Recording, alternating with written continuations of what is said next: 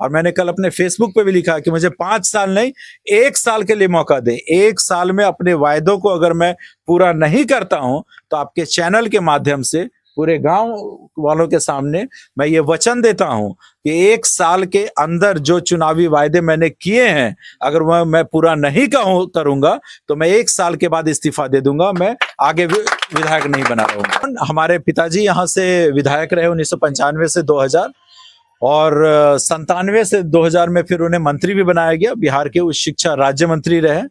गोविंदपुर के इतिहास में पहली बार ऐसा हुआ कि पहली बार ही कोई विधायक जीता और पहली बार ही मंत्री बनाया गया। आप एसएनपी न्यूज देखना शुरू कर दिए हैं। आज हमारे साथ जनसुराज के वरिष्ठ नेता हैं। हम गोविंदपुर विधानसभा नवादा जिला में हैं। आइए इनसे जानते हैं किस मुद्दे को लेकर अपने विधानसभा का भ्रमण करते नजर आ रहे हैं। काफी एक एक गांव जाते हैं, एक एक पंचायत जाते हैं, लोगों से मिलने का काम करते हैं। स्वागत है सर। धन्यवाद। एसएनपी न्यूज को हमारे पूरे परिवार की तरफ से बहुत बहुत शुभकामना कि आप लोग आए। मेरा नाम आनंद प्रियदेव है और मैं जनसुराज पार्टी से हूं। आपने बोला कि किन मुद्दों को लेकर मैं घूम रहा हूं, तो मुद्दे तो यहाँ कई हैं, क्योंकि अगर आप कहीं पर भी चले जाएं, मैं आशा करता हूं आप भी आए होंगे तो देखा होगा कि सड़क पर ही तालाब बना हुआ है, नदियां बनी हुई है, लोगों को तैरने के लिए मजबूर किया जा रहा है पोखर जाने के लिए। तो हमारा मुद्दा ये है, जो गोविंदपुर विधानसभा के जो सबसे प्रमुख मुद्दों की मैं बात करूं तो यहाँ सबसे बड़ी समस्या शिक्षा की है, यहाँ पे बेरोजगारी की है, यहाँ पे नौजवानों के लिए कोई रोजगार नहीं है, अस्पताल की समस्या है।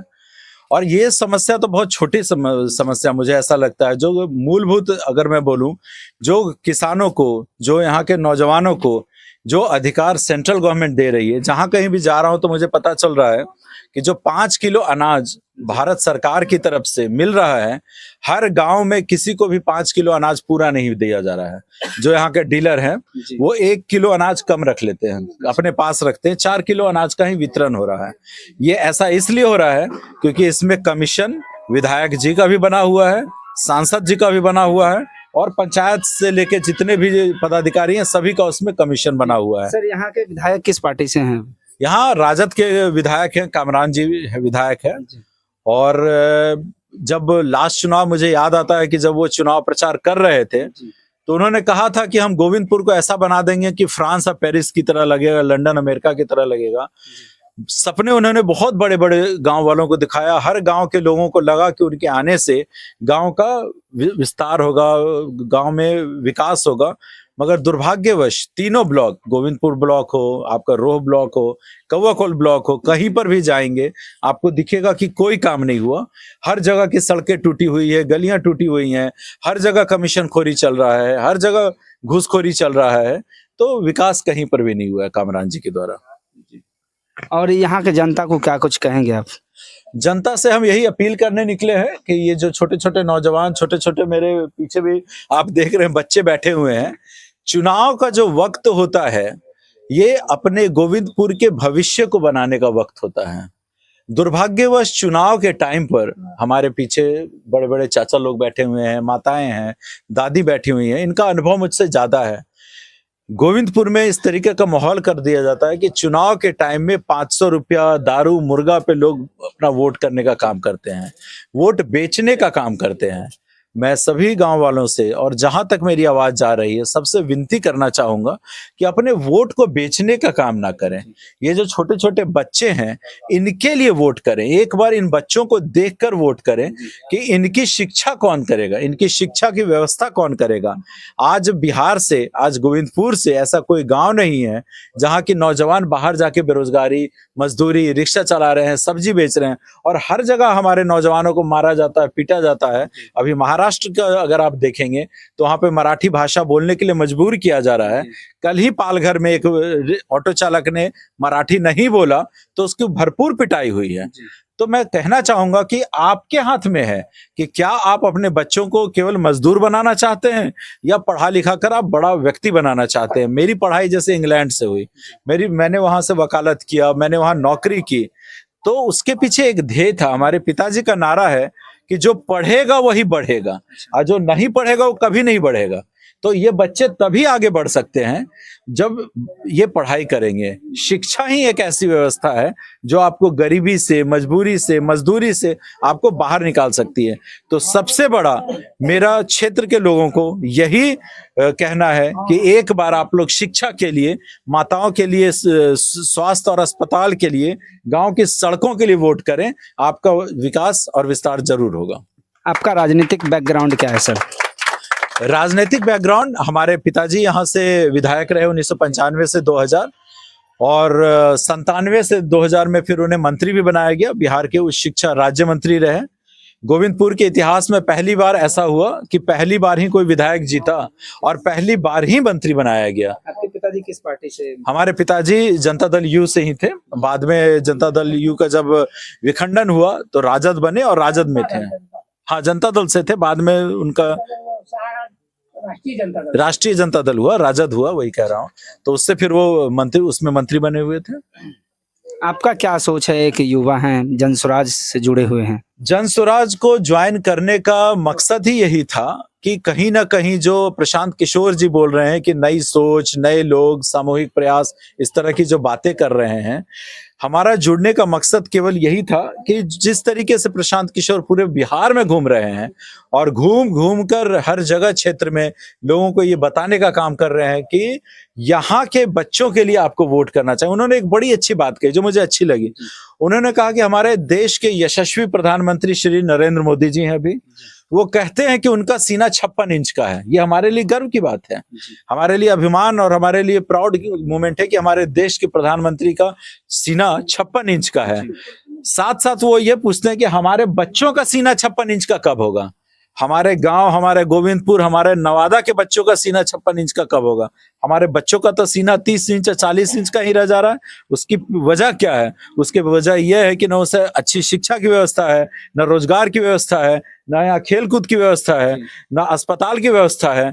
तो इस वजह से एक बार जनस्वराज को मौका दें। जनस्वराज का मानना है कि जो बिहार के बच्चे बाहर मजदूरी करने बाहर जा रहे हैं, उन सबको यहीं रोजगार दिया जाएगा, यहीं पे फैक्ट्री की स्थापना होगी और हमारे बच्चों को बाहर नहीं जाना होगा। ये सबसे बड़ी वजह थी जिसकी वजह से मैंने जनस्वराज को ज्वाइन किया है। अंत में गोविंदपुर विधानसभा के जनता को क्या संदेश देंगे? अंत में गोविंदपुर के विधानसभा की जनता को मैं यही संदेश देना चाहूंगा कि अभी तो चुनावी बयार शुरू हुआ है।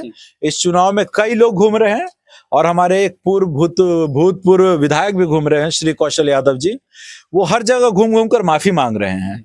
मैं जानना चाहूंगा, वो हमारे बड़े भाई की तरह भी हैं, उम्र में भी वो हमसे बड़े हैं। मैं बड़े आदर और सत्कार के साथ उनसे पूछना चाहूंगा कि बड़े भाई, 50 साल में ऐसा कौन सा काम आपसे रह गया जो आप नहीं कर पाए, जो इस बार फिर आप घूम घूम कर माफी मांग रहे हैं और करना चाहते हैं? आप कृपया बताएं 5 काम कि इस बार जीतेंगे तो हम वो 5 काम करेंगे, और 50 साल में आपने क्यों नहीं किया जो आप घूम रहे हैं।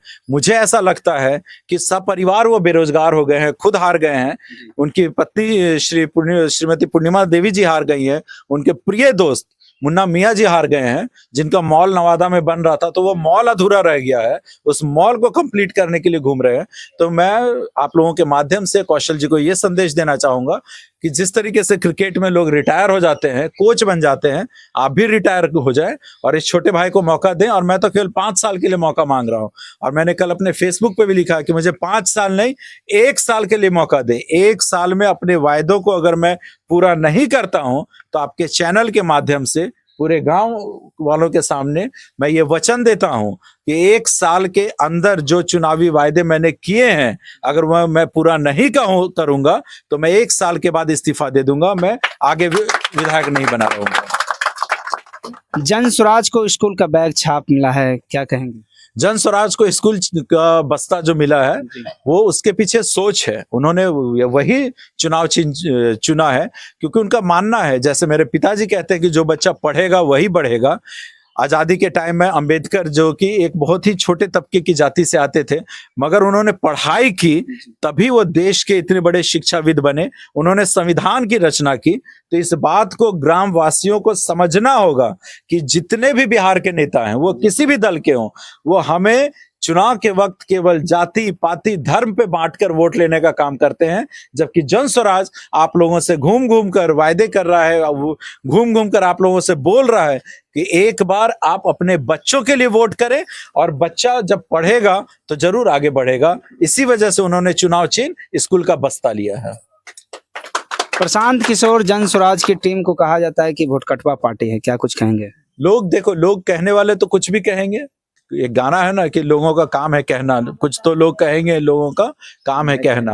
अरविंद केजरीवाल को मैं इतिहास, क्योंकि मैंने थोड़ी बहुत पढ़ाई की है, मेरी पढ़ाई इंग्लैंड से हुई, और मैं जब इंग्लैंड में भी था तो वहां पे भी वहां के डिप्टी प्राइम मिनिस्टर थे निक क्लेग, मैंने उनके लिए भी प्रचार किया था।